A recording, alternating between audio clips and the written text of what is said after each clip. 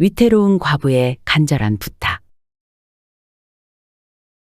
가을 벌판이 황금빛으로 곱게 물들어가던 조선시대 어느 해, 한양 북촌에는 김정승이라는 사람이 살고 있었습니다.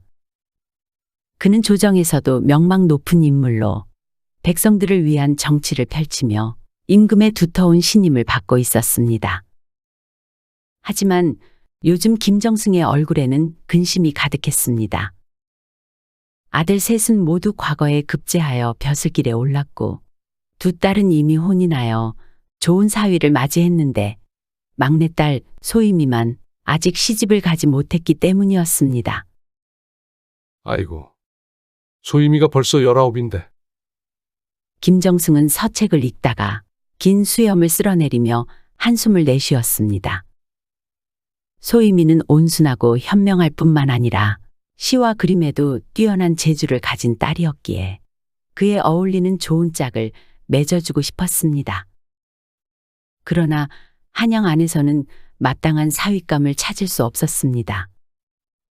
권세 있는 집안의 자제들은 겉만 번지르르하고 속은 텅 빈 이들이 많았고 학식 있는 선비들 중에서도 소임이의 재능과 덕성에 어울릴 만한 인물을 발견하지 못했습니다. 결국 김정승은 직접 인재를 찾아 나서기로 마음먹었습니다. 어렵게 왕으로부터 닷새의 휴가를 얻은 김정승은 간단하게 행장을 꾸렸습니다. 닷새는 짧은 기간이지만 조정의 중책을 맡고 있는 그로서는 한양을 오래 비울 수 없었습니다. 사윗감이 인연이 닿는다면 찾을 수 있을 것이요. 못 찾는다면 다음에 또 짬을 내 찾아보자 생각했지요. 그렇게 말을 타고 길을 떠난 김정승은 3일째 되는 날, 충청도 어느 작은 마을에 이르렀지요. 가을 햇살이 따사롭게 내리쬐는 오후, 김정승은 어느 서당 앞에 이르렀습니다. 글 읽는 소리가 담장 너머로 들려왔습니다. 서당 안에는 10명 남짓한 학생들이 글을 읽고 있었는데 맨 앞자리에 앉은 청년이 유독 눈에 띄었습니다. 20살쯤 되어 보이는 그 청년은 낡고 초라한 옷을 입고 있었지만 눈빛에는 총명함이 넘쳐났고 자세는 반듯했습니다. 저 청년의 관상이 꽤 비범해 보이는구만. 사실 김정승에게는 특별한 재주가 있었습니다. 그것은 바로 관상을 잘 보는 능력이었지요. 그는 사람의 얼굴만 보고도 그 사람의 과거는 물론이고 앞으로의 운명까지 내다볼 수 있었습니다.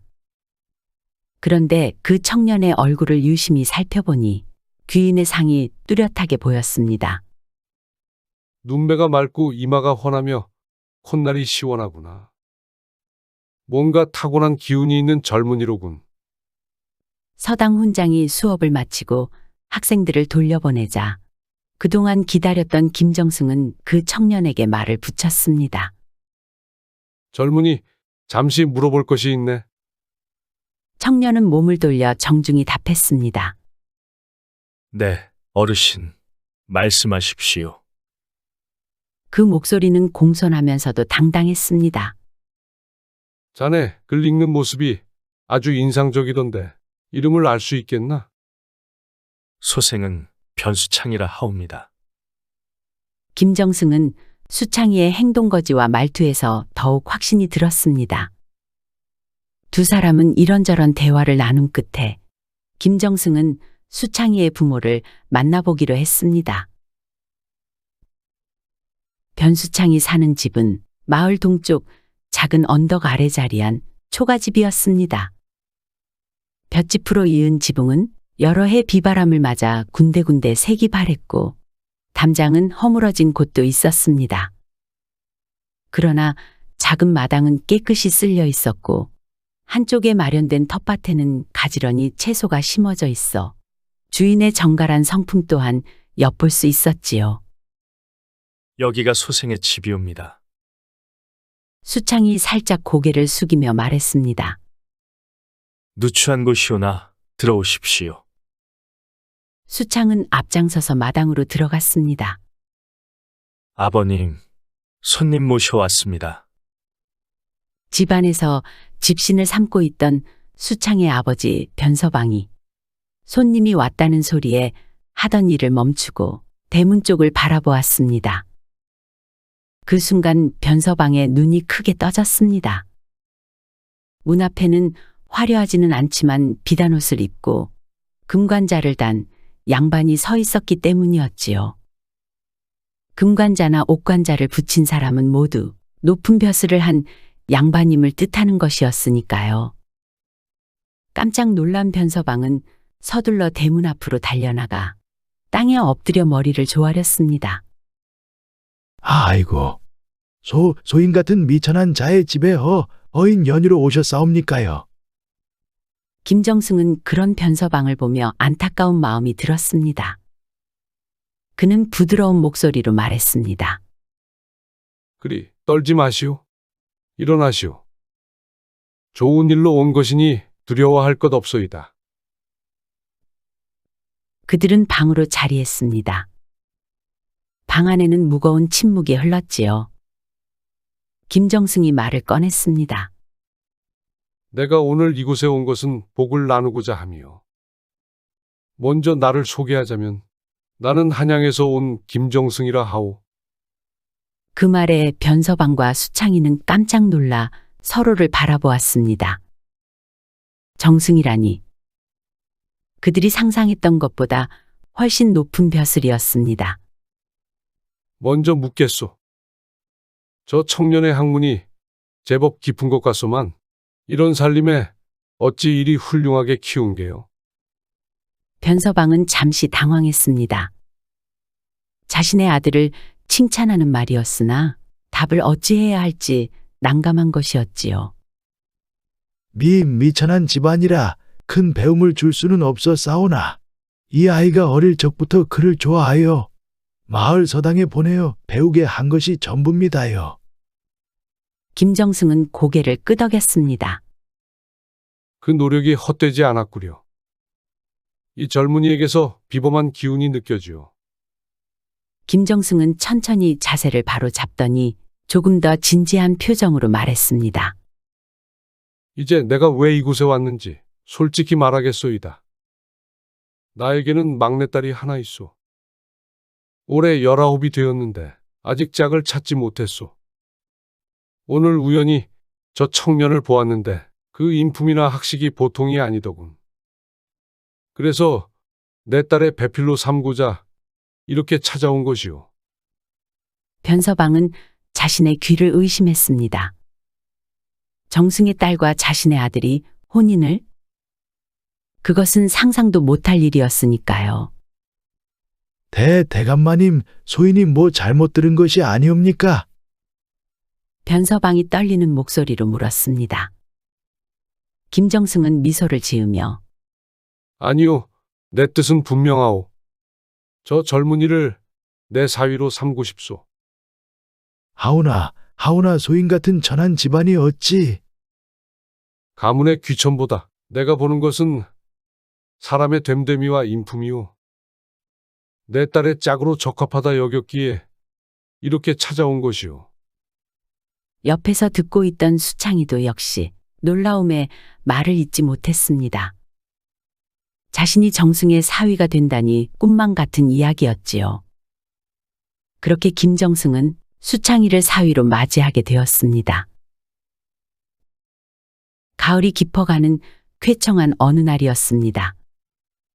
한양의 김정승의 저택에서 수창이와 정승딸의 혼례가 성대하게 치러졌습니다. 혼례를 마친 후 김정승은 이제 사돈이 된 변서방을 한쪽으로 불러내어 중요한 이야기를 나누고자 했습니다. 이제 우리는 사돈의 연을 맺었습니다. 하지만 사돈께 한 가지 부탁이 있습니다. 아이고, 말씀만 하십시오.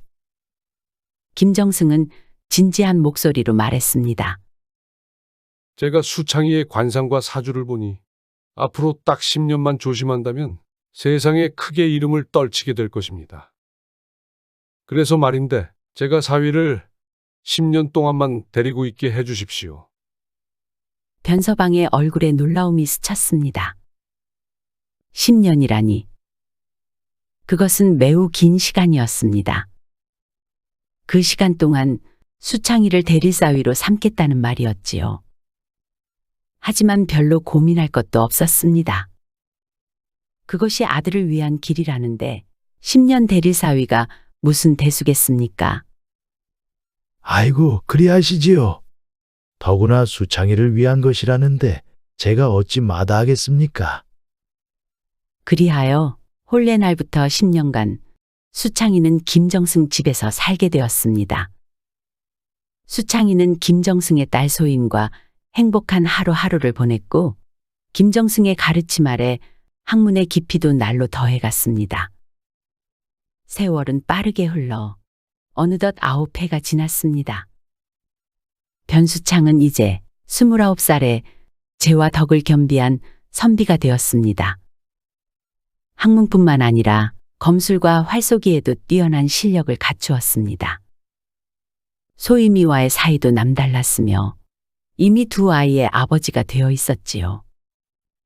그러던 어느 날이었습니다. 변수창은 문득 고향 생각이 간절해졌습니다. 9해 동안 편지로만 소식을 주고받았을 뿐 한 번도 고향에 가보지 못했던 것입니다. 부모님의 얼굴이 어렴풋이 떠올랐고 어린 시절 뛰놀던 마을의 풍경이 그리워졌습니다. 사실 이런 생각을 한 것이 한두 번은 아니었지요. 그러나 참고 또 참았습니다. 그러다 이런 생각이 들었습니다.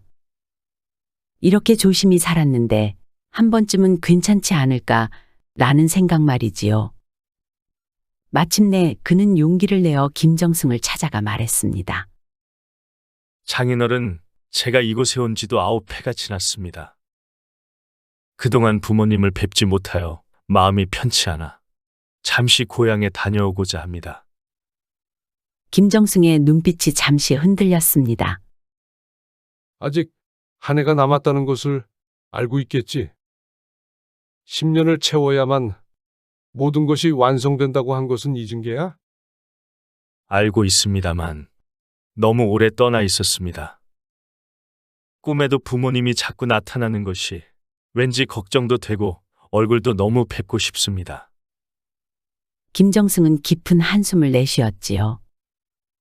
변수창의 표정은 너무도 간절했습니다. 제 앞으로의 운명도 중요하지만 저를 낳아주신 부모님을 외면하고 저만 잘 되어서야 무슨 소용이겠습니까?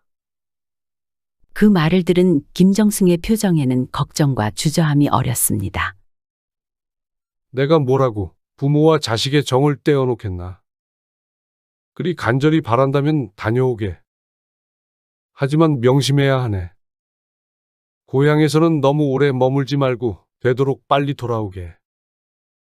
아직 열해가 차지 않아 자네의 운명이 완전히 열리지 않은 것이니 제발 조심해서 행동하게.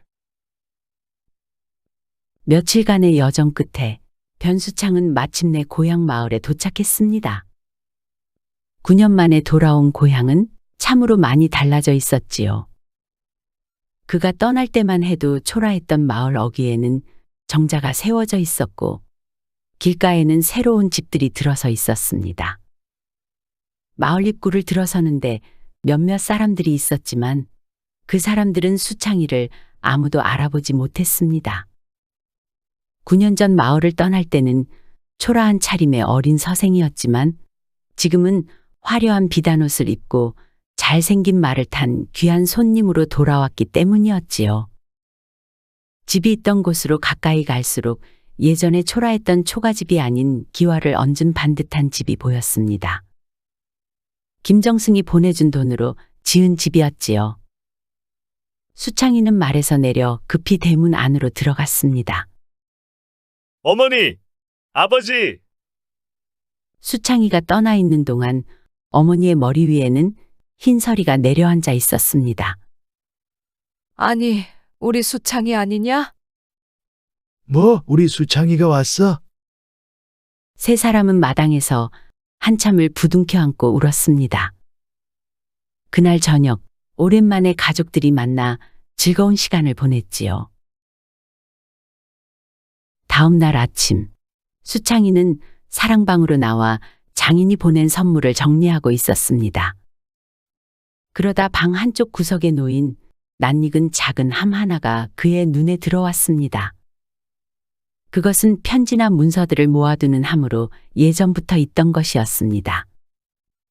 그리고 수창이는 그 안에서 어릴 적 친구의 부고를 발견했습니다. 수창이가 이곳에 없는 동안 그 앞으로 친구의 부고가 온 것을 이제야 본 것이지요. 아니, 이럴 수가. 상준이가 죽었다는 건가? 수창이는 충격에 빠졌습니다. 상준이는 서당에서 함께 공부하던 수창이의 절친한 벗이었지요. 수창이는 아련하게 밀려오는 슬픔과 안타까움에 가슴이 먹먹해졌습니다. 문상이라도 가야겠다는 생각이 들어 수창이는 죽은 친구의 집으로 향했지요. 마을에서 조금 떨어진 곳에 위치한 친구의 집은 작고 조용했습니다. 집 앞에 도착한 수창이 대문을 두드렸습니다. 계십니까? 잠시 후 소복을 입은 젊은 여인이 문을 열었습니다. 그녀의 얼굴은 수척했지만 고운 이목구비가 돋보였습니다. 누구신지요? 저는 이상준의 벗 변수창이라고 합니다. 부고를 이제 받게 되어 늦게나마 문상을 왔습니다.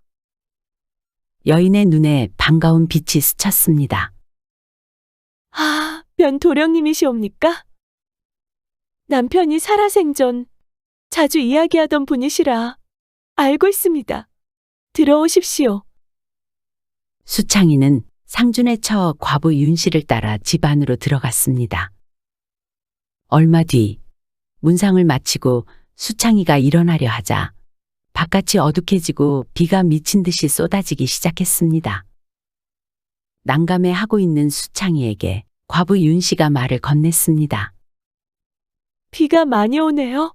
그리고 이미 해까지 저물어 한 걸음 딛기도 힘드실 듯합니다. 길이 험하니 오늘 밤은 여기서 묵고 가시는 것이 어떠신지요? 수창이는 잠시 망설였습니다. 홀로 된 여인의 집에 묵는 것은 예의에 어긋나는 일이라 생각했으니까요. 하지만 합리적으로 생각해보면 괜히 어두운 빗길을 걸어가는 것보다 다음날 밝고 맑을 때 가는 것이 안전할 것 같았습니다. 그렇지 않아도 장인어른이 행동을 조심하라고 했으니 혹여 미끄러져 크게 다칠 수도 있을 거라는 생각도 들었습니다. 허락해 주신다면 그렇게 하겠습니다. 하루만 신세를 좀 지겠습니다. 과부 윤 씨는 그를 사랑방으로 안내했습니다. 그리고 저녁 상을 가져다 주고 방을 나갔습니다. 상 위에는 밥과 반찬, 그리고 술병과 잔도 놓여 있었습니다.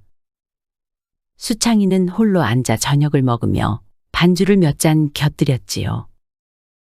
잠시 후 과부 윤 씨가 다급히 방으로 들어왔습니다. 깜짝 놀라는 수창이에게 윤 씨는 간절한 눈빛으로 말했습니다. 실은 한 가지 청이 있습니다. 예, 갑자기요. 무슨 일이신지요? 나리, 저를 거두어 주실 순 없나요? 수창이는 깜짝 놀라 자리에서 일어났습니다. 아니, 그게 무슨 말씀이시오? 저는 이미 혼인한 몸이고 당신은 내 친구 상준이의 부인인데 어찌 그런 말씀을... 알지요, 압니다. 하지만 이렇게 홀로 평생 살아갈 수는 없습니다. 나리께서는 저를 구해주실 수 있지 않습니까? 윤 씨의 목소리는 떨렸습니다. 수창이는 난감했지만 최대한 예의를 갖춰 거절하기 시작했습니다. 자, 내 말 좀 잘 들어보시오, 부인. 부인의 마음은 충분히 이해하지만 그것은 있을 수 없는 일입니다. 그리고 저 또한 이미 가정이 있습니다. 다른 건 다 모르겠습니다. 그저 너무 외롭고 두렵습니다.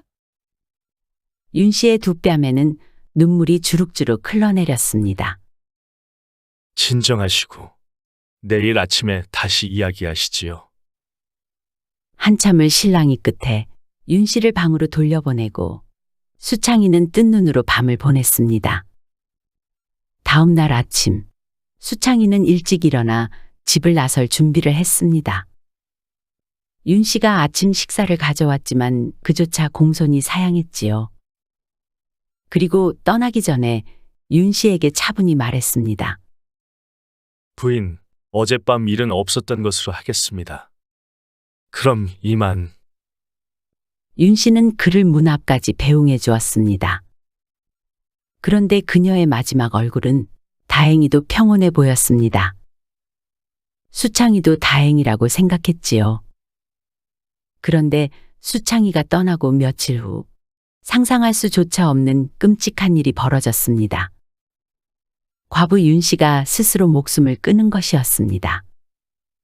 그녀의 주검은 며칠 뒤 발견되었고 변수창이 다녀간 뒤 윤 씨가 죽었다는 소문은 삽시간에 마을에 퍼졌습니다. 관아에서 포졸들이 와서 조사를 시작했습니다. 변수창은 결백을 주장했지만 상황은 그에게 불리했지요. 다행히 직접적인 증거가 없고 그가 정승의 사위라는 신분 덕분에 살인 혐의는 벗어날 수 있었지만 그의 마음에는 깊은 상처가 남았습니다. 자신에게 외로움을 호소하던 벗의 아내를 죽음으로 몰아넣었다는 생각에 너무도 괴로웠습니다. 자신이 조금만 더 마음을 썼더라면 죽음만은 막을 수 있지 않았을까 하는 후회가 밀려왔습니다. 가을에서 겨울로 넘어가는 쌀쌀한 바람이 불던 어느 날이었습니다. 변수창은 한양 김정승의 집으로 돌아왔지요. 김정승의 방 앞에 이르러 변수창은 잠시 숨을 고르고 장인어른, 접니다. 들어오게. 방문을 열자 김정승이 서책을 읽고 있는 모습이 보였습니다. 그는 고요한 분위기 속에서 한 폭의 그림처럼 앉아 있었지요. 변수창은 공손히 절을 올린 뒤 장인어른, 기체 후일 양만강 하셨습니까? 김정승은 천천히 고개를 들어 변수창을 바라보았습니다.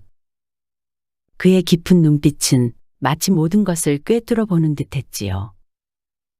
잠시 변수창의 얼굴을 살피던 그의 눈이 이내 무언가를 간파한 듯했습니다. 굳이 내려가서 죄를 지었구나. 그 한마디에 변수창의 얼굴이 하얗게 변했습니다. 그는 충격에 휩싸여 말문이 막혔지요. 잠시 뒤 변수창이 떨리는 목소리로 물었습니다. 장인어른, 어찌 아셨습니까? 내가 관상을 보는 능력이 있다는 말을 제대로 듣지 않았구나. 자네 얼굴에 모든 것이 드러나 있지. 눈빛, 인매, 그리고 이마의 기운이 모두 변했구만. 대체 무슨 일이 있었던 겐가? 변수창은 무릎을 꿇고 고개를 숙였습니다. 예, 고향에서 큰 일이 있었습니다. 하지만 제가 직접 해친 것은 아니옵니다. 친구의 미망인이 스스로 목숨을 끊었습니다. 김정승은 긴 한숨을 내쉬었습니다. 그의 눈에는 슬픔과 안타까움이 서려 있었습니다. 그래, 그렇겠지. 하지만 자네 운명에 물줄기가 바뀌었네. 열해를 채우라고 한 이유가 바로 이것이었지. 변수창은 혼란스러웠습니다. 그것이 무슨 말씀이신지. 인간의 운명은 하늘이 정해놓은 물줄기와 같아서 그 물줄기는 때로는 돌이나 나무에 막혀 방향이 바뀌기도 하는 것인데 자네 운명의 흐름에는 9회차에 큰 장애물이 있었던 것이었고 이를 피하기 위해 내 옆에서 열해를 채워야 했던 것이네. 그럼 제가 고향에 내려가지 않았더라면 그랬더라면 지금과는 다른 운명을 맞이했겠지. 내가 자네를 처음 보았을 때 조정에서 큰 벼슬을 할 수 있는 관상을 타고 났다는 것을 알았지.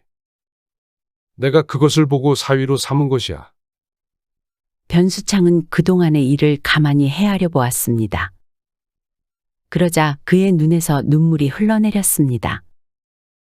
만약 제가 한 해만 더 참았더라면 그 여인도 살아있을 것이고 제 운명도 바뀌지 않았을 것이라는 말씀이시군요. 후회의 물결이 그를 덮쳤습니다. 장인어른, 저의 잘못이 크옵니다. 이 어리석음을 어찌하면 좋습니까? 김정승은 한참을 침묵하다가 입을 열었습니다. 이제는 글 공부도 더 할 필요 없네. 평생을 그르쳐 버렸구나. 그 말이 변수창의 가슴을 저몄습니다. 장인의 말은 그의 앞날이 완전히 달라졌다는 것을 의미했으니까요. 이제 그가 꿈꾸던 벼슬길은 영원히 닫혀버린 것입니다. 그럼 저는 이제 어찌해야 하옵니까? 김정승은 잠시 생각에 잠겼다가 일어나 책장에서 한 권의 책을 꺼내 변수창에게 건넸습니다. 이것은 내가 평생 모아온 사주와 관상에 관한 비결이 담긴 책이네. 자네가 10년을 채웠더라면 높은 벼슬에 올랐을 테지만 이제는 이것으로 생계를 꾸려가는 수밖에 없겠구만. 변수창은 떨리는 손으로 책을 받아들었습니다.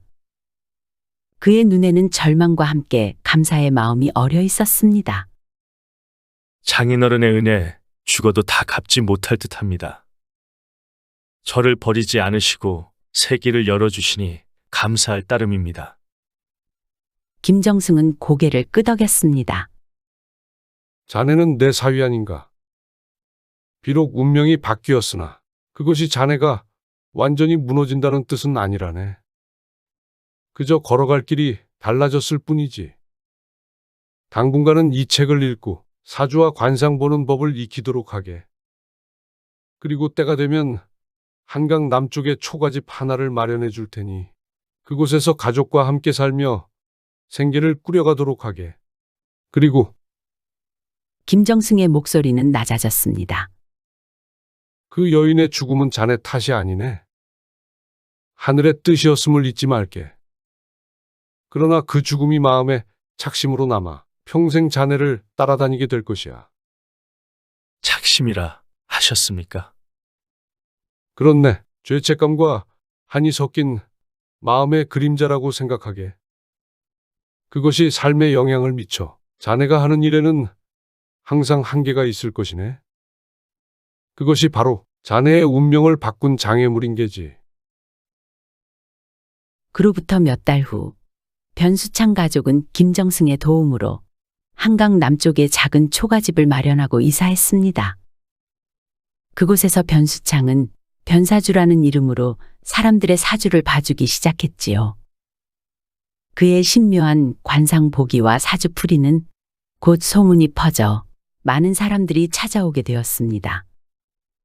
하지만 장인이 말한 대로 그의 삶에는 항상 한계가 있었습니다. 아무리 명성이 높아져도 큰 부를 이루지 못했고, 아무리 많은 사람들이 찾아와도 마음의 평안을 얻지 못했습니다. 친구 부인 윤 씨의 죽음이 가져온 착심은 그의 영혼에 깊이 박혀 평생 그를 따라다녔습니다. 세월이 흘러 변수창이 노년에 접어들었을 때 그는 종종 과거를 돌아보곤 했습니다. 한 해만 더 참았더라면 얼마나 다른 삶을 살았을까 하는 생각이 들기도 했습니다. 하지만 그는 후회보다는 감사의 마음으로 지냈습니다.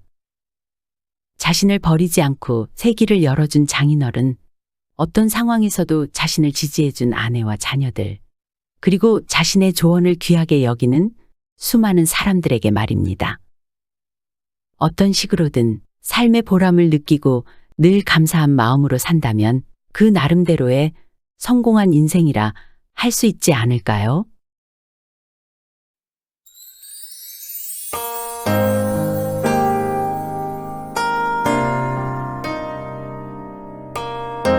시청해주셔서 감사드립니다.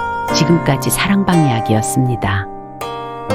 항상 건강하시고 행복하시고 만사형통하시고 평안하시고 꽃길만 걸으시고 좋은 일들만 가득하시기 바랍니다. 마지막으로 구독, 좋아요도 눌러주세요. 더 재미있는 이야기로 찾아뵙겠습니다.